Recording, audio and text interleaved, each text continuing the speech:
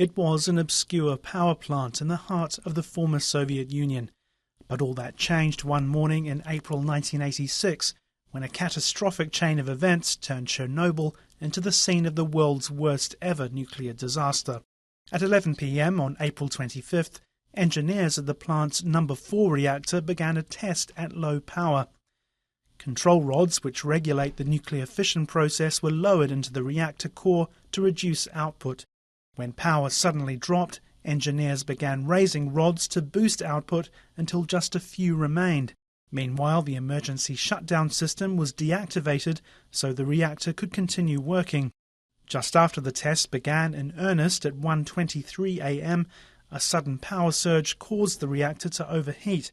1 minute later, it exploded, shattering the fuel rods and dislodging the reactor's 2,000-ton lid. 2 of the plant's staff were killed in the immediate aftermath of the meltdown.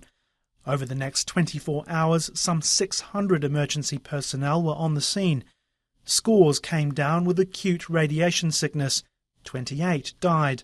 Over the next 4 years, hundreds of thousands of so-called liquidators were brought to Chernobyl to decontaminate the site, many contracting fatal radiation sickness. The explosion sent a radioactive plume into the atmosphere. It crossed the entire northern hemisphere, depositing radioactive material in large parts of Ukraine, Belarus and Russia. In the years that followed, authorities in the worst affected regions registered an increased incidence of thyroid cancer and birth defects. The full impact of the disaster on human health is still fiercely contested. Estimates of the number of people who could die as a result of the accident vary considerably. In the days after the disaster, thousands of tons of sand, clay and lead were dropped on the reactor to cover it. Later that year, a steel and concrete shield was placed over the reactor.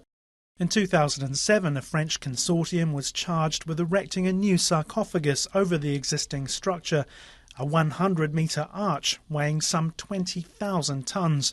But the project has since stalled because of a funding shortfall of €600 million.